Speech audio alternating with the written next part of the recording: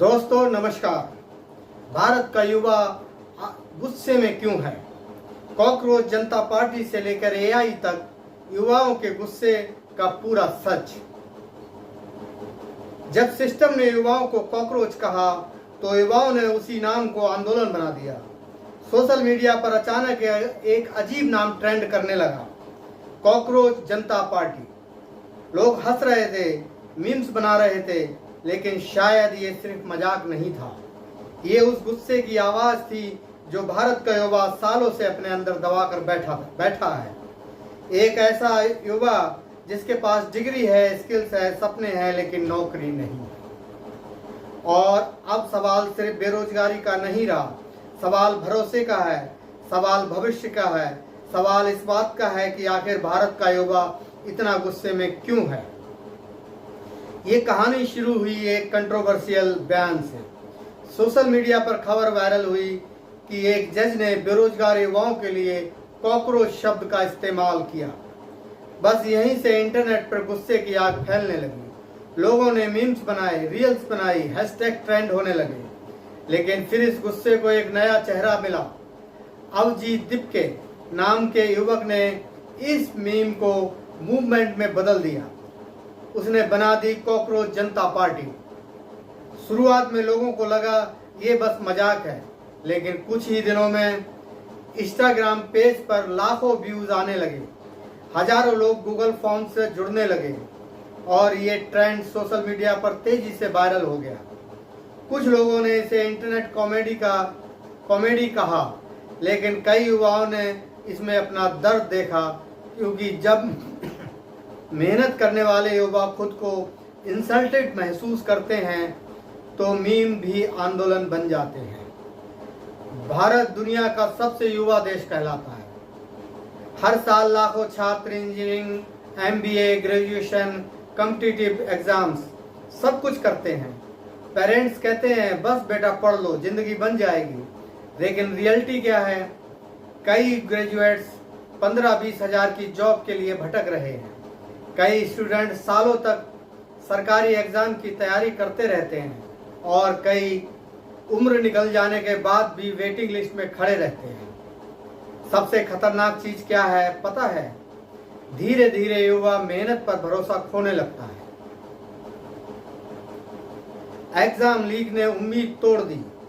कल्पना कीजिए कोई छात्र 3 साल तक तैयारी करे, सुबह 4 बजे उठे, सोशल मीडिया छोड़ दे, दोस्ती से दूरी बना ले और एग्जाम वाले दिन पता चले पेपर लीक हो गया। नीट, एसएससी, पुलिस भर्ती, टीचर भर्ती, कई एग्जाम लीक कंट्रोवर्सीज में रहे हैं। और हर बार लाखों युवा सिर्फ एक सवाल पूछते हैं, क्या मेहनत करने का कोई मतलब बचा है? यहीं से फ्रस्ट्रेशन पैदा होता है। और जब फ्रस्ट्रेशन लंबे समय तक दबता है तो वो या तो डिप्रेशन बनता है या रेविलियन।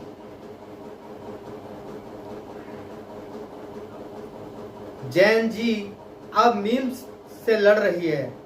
पहले आंदोलन सड़कों पर होते थे, अब इंस्टाग्राम पर होते हैं। पहले पोस्टर छपते थे, अब मीम्स वायरल होते हैं। आज की जनरेशन अलग है, ये इंटरनेट जनरेशन है।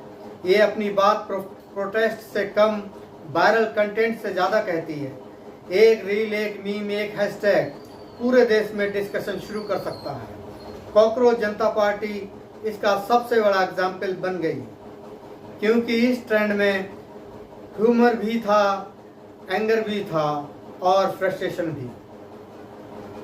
अब एआई का डर भी जुड़ चुका है और अब इस गुस्से में एक नया डर जुड़ गया, एआई, आर्टिफिशियल इंटेलिजेंस, जो धीरे धीरे जॉब्स को बदल रही है।